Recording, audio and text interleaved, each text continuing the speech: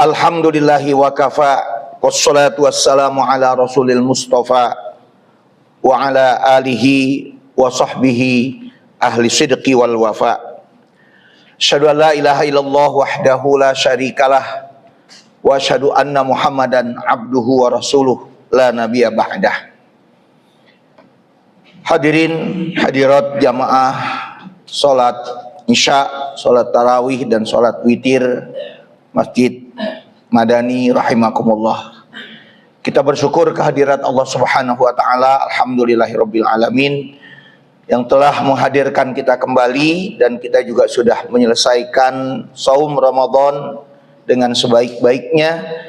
Kita berharap dari Allah seluruh rangkaian ibadah kita, baik yang wajib maupun yang sunnah, mendapat ridho dari Allah Subhanahu wa taala. Salawat dan salam semoga terlimpah untuk Rasul kita yang terakhir, Nabi kita Muhammad sallallahu alaihi wasallam. Saya diberikan judul oleh DKM Masjid Madani ini dengan judul Istiqomah dan cara mencapainya. Hadirin jamaah sholat tarawih rahimakumullah, kita ingin memahami lebih dulu apa makna yang sebenarnya dari kata istiqomah. Kalau kita memulainya dari grammar tata bahasa Arab, atau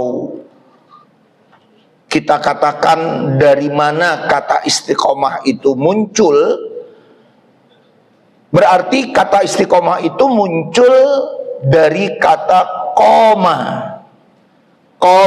yakumu. Apa terjemahannya? Berarti koma itu berdiri tegak. Lalu penambahan istinya itu, alif, sin, dan taknya itu mengandung makna apa? Maknanya adalah meminta, atau dalam bahasa Arabnya disebut dengan istilah at-tolab. Jadi istiqomah itu artinya adalah meminta untuk berdiri tegak secara lurus. Itu arti secara letterleknya dari kata istiqomah. Sama dengan istilah apa Pak? Dengan istilah istighfar. Jadi kata istighfar yang berasal dari kata ghafaro yaghfiru, lalu ditambahkan alif, sin, dan ta, menjadi istighfar, yang kalau kita terjemahkan ghafaro itu artinya ampunan. Jadi istighfar minta ampun. Nah, itu terjemahan bahasa Indonesianya. Nah, kemudian secara definisi, apa definisi dari kata istiqomah itu sendiri? Seorang ulama dari pakar bahasa memberikan definisi dari istiqomah. Apa itu istiqomah? Istiqomah itu mulazamatut thoriqi bi fi'lil wajibati wa tarkil manhiyat. Itu definisinya. Istiqomah itu adalah mulazamatut thariq. Dia melakukan iltizam, melakukan secara konsisten, melakukan secara terus-menerus untuk berada di sebuah jalan. Dia berdiri tegak terus-menerus untuk berada di sebuah jalan, at-thariq. Jalan yang bagaimana? Bifi'lil wajibat, untuk melaksanakan kewajiban-kewajiban dirinya kepada Allah Subhanahu wa taala. Wa tarkil manhiyat, dan meninggalkan semua yang dilarang oleh Allah Subhanahu wa taala.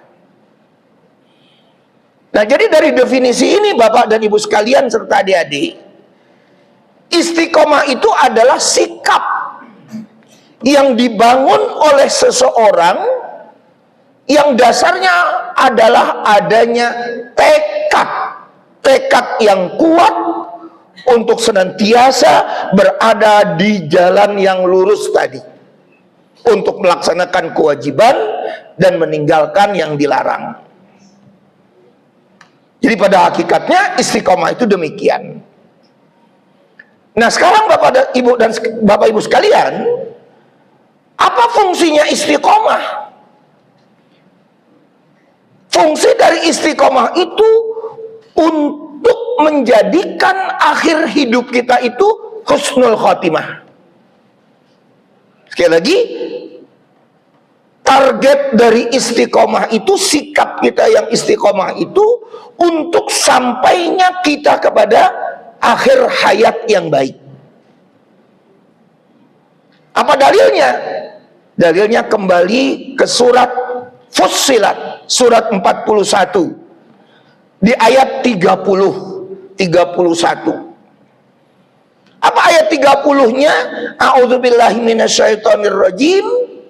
Innal ladzina qalu rabbunallah tsumma istaqamu tatanazzalu alaihimul malaikatu alla takhafu wa la tahzanu wa abshiru bil jannatil lati kuntum tu'adun. Sesungguhnya orang-orang yang mengatakan qalu rabbunallah, Rabbnya itu adalah Allah Subhanahu wa ta'ala, tsumastaqamu, kemudian dia bersikap istiqamah, bersikap teguh pendiriannya di atas kebenaran untuk melaksanakan kewajiban dan meninggalkan larangannya itu, kata Allah Subhanahu wa ta'ala, tatanazzalu alaihimul malaikah,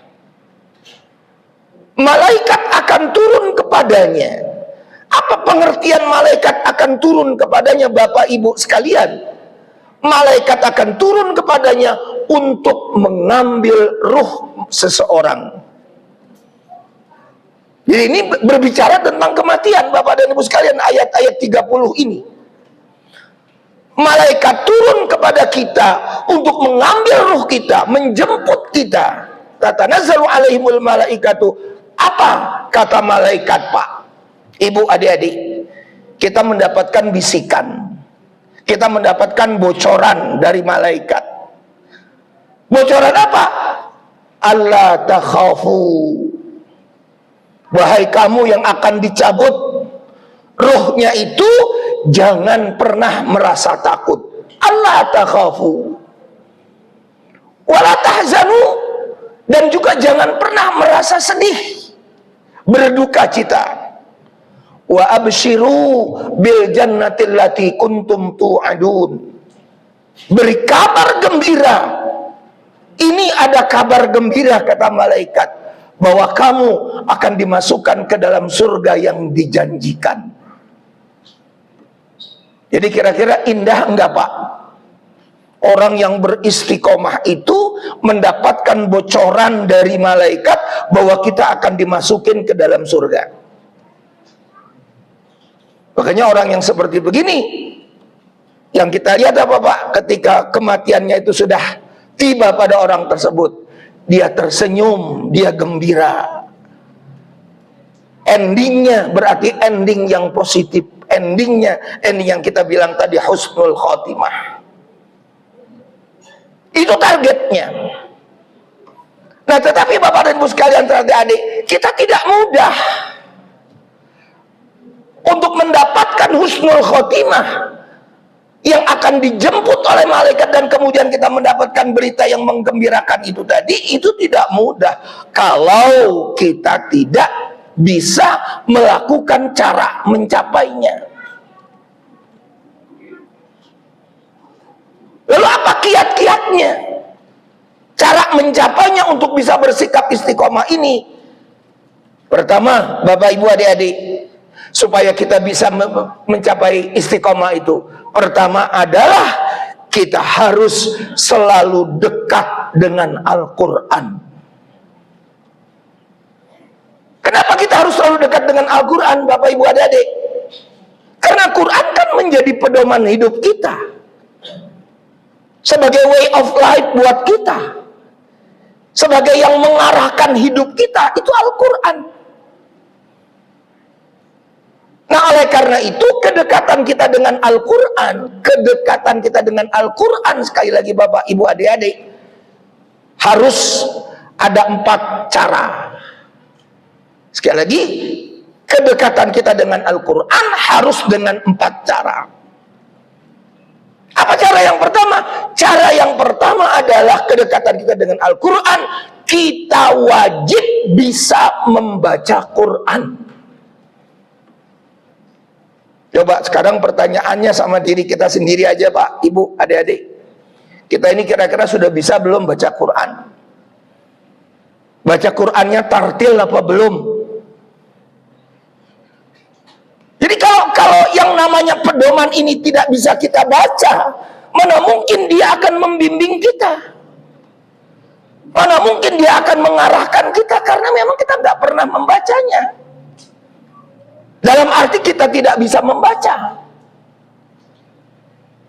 Nah, kalau membacanya sudah bisa, sudah bagus, sudah tartil, tahap yang kedua, Pak, Ibu, adik-adik, yaitu dengan memahaminya. Kita harus paham dengan Quran. Kenapa? Karena tadi kita katakan bahwa Quran adalah pedoman hidup. Ketika Quran ini sudah menjadi pedoman hidup, lalu kita tidak paham, bagaimana mungkin kita bisa disebut sebagai orang yang dekat dengan Quran? Jadi umat Islam wajib paham dengan Quran. Apalagi di dalam Al-Quran itu berbagai macam ilmu ada. Pendekatan yang terbaik, Pak, Bapak dan Ibu sekalian, pendekatan yang terbaik untuk bisa kita lebih dekat dengan Al-Quran dengan cara memahami itu, fahami di dalam Al-Quran itu tentang kisah-kisah para nabi, kisah-kisah orang soleh. Pahami itu, Pak. Makanya ketika Al-Quran menyinggung soal surat Yusuf, bahwa surat Yusuf itu adalah ahsanul qososi, ya, surat yang paling baik ceritanya, kisahnya, ahsan. Apalagi ketika kita ingin mendalami ilmu-ilmu yang lain. Lalu yang ketiga, Pak, setelah kita bisa memahami Quran, yang ketiga adalah menghayati. Penghayatan tentang pemahaman dari isi Al-Quran itu juga wajib buat kita untuk bisa kita lakukan. Karena penghayatan itu untuk membentuk apa, Pak? Membentuk keyakinan kita kepada Quran, sehingga hilanglah keraguan-keraguan kita kepada Quran. Dan akan tumbuh dalam diri kita bahwa Quran adalah kitab suci yang terbenar, dan kebenarannya adalah kebenaran mutlak, kebenaran absolut. Nah, barulah yang keempat adalah dengan mengamalkannya. Amalkan Quran. Jangan ragu-ragu lagi, jangan malu-malu lagi mengamalkan Quran. Jangan lagi banyak alasan untuk mengamalkan Quran. Amalkan Al-Quran. Nah, jadi membaca, memahami, menghayati dan mengamalkan Quran adalah salah satu upaya untuk mencapai istiqomah. Itu poin pertama. Yang kedua cara kita ingin mencapai istiqomah itu adalah kita harus bergaul dengan orang-orang soleh. Artinya apa? Lingkungan kita itu adalah lingkungan yang baik, yang akan mendukung pola pikir kita, mendukung karakter kita untuk bertingkah laku. Tapi kalau kita berada di sebuah lingkungan yang buruk, lingkungan yang bobrok, itu sedikit atau banyak akan terpengaruh kita kembali. Walaupun kita istilahnya hebat, kita membaca Quran, tapi karena kita berada di sebuah lingkungan yang kurang mendukung, yang tidak baik, maka itu akan rontok. akan runtuh itu pelan-pelan. Maka Nabi mengatakan, ini Nabi Pak mengatakan dalam sebuah hadis yang diriwayatkan oleh Imam At-Tirmidzi dalam Sunan At-Tirmidzi, Rasulullah SAW bersabda, ar-rajulu ala dini khalilih falyanzur ahadukum mayyukhaliluh. Seseorang itu beragama tergantung temannya.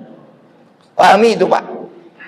Seseorang itu beragama tergantung temannya. Falyanzur ahadukum, hendaklah seseorang itu memperhatikan mayyukhaliluh, kepada siapa dirinya itu berteman. Jadi lingkungan itu turut mendukung untuk bisa bersikap istiqomah. Maka kita harus banyak-banyak teman dengan orang-orang yang soleh, yang solihah. Ya, dengan seperti itu akan terbentuk. Dan yang terakhir, yang ketiga Pak, bagaimana cara kita mencapai istiqomah itu? Yang ketiga adalah rajin-rajin untuk berdoa. Kenapa kita harus rajin-rajin berdoa, dan doanya juga secara khusus? Sekali lagi, doanya juga secara khusus. Ingat Bapak, Ibu, adik-adik, nggak ada yang menjamin iman kita bisa kita bawa sampai mati. Nggak ada Pak. Adik-adik juga sama seperti itu, ibu-ibu juga seperti itu. Oke, sekarang Bapak rajin sholat, Ibu juga rajin sholat, tapi ending dari apa namanya kehidupan kita nanti itu belum tentu. Karena ada warning dari Rasulullah SAW. Apa warning dari Rasulullah SAW Pak? Boleh jadi dia tadi pagi, kata Rasulullah, masih beriman, sorenya dia sudah kafir. Boleh jadi tadi maghrib, sorenya dia, senjanya dia masih beriman, besok paginya dia sudah jadi kafir. Na'udzubillah min dzalik. Tentu kita tidak ingin seperti itu, nggak ada jaminan. Makanya doa-doa yang berkaitan dengan keteguhan hati kita amalkan. Saya salah satu contoh doa yang ada di dalam Quran, surat Ali Imran ayat ke-8. Bapak populer, Ibu populer mendengarnya. Apa? Rabbana la tuzigh qulubana ba'da idh hadaitana wa hab lana min ladunka rahmah innaka antal wahhab. Ya Rabb, jangan engkau gelincirkan hati kami setelah engkau berikan hidayah kepada kami. Jangan engkau gelincirkan lagi hati kami ini. Jangan menyimpang hati kami setelah engkau berikan hidayah, ya Allah. Atau doa yang diajarkan oleh Rasulullah, silahkan. Ya muqallibal qulub, sabbit qalbi ala dinik wa ta'atik, silahkan. Minta diteguhkan hati kita untuk berada di atas agama, untuk berada di atas ketaatan kita kepada Allah Subhanahu wa ta'ala.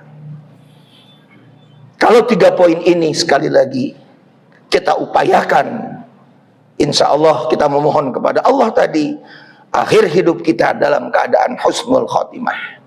Mudah-mudahan Allah Subhanahu wa ta'ala tetap sekali lagi melekatkan iman dan Islam kita sampai akhir hayat kita masing-masing. Subhanakallahumma wa bihamdika, asyhadu an la ilaha illa anta, astaghfiruka wa atubu ilaik. Assalamualaikum warahmatullahi wabarakatuh.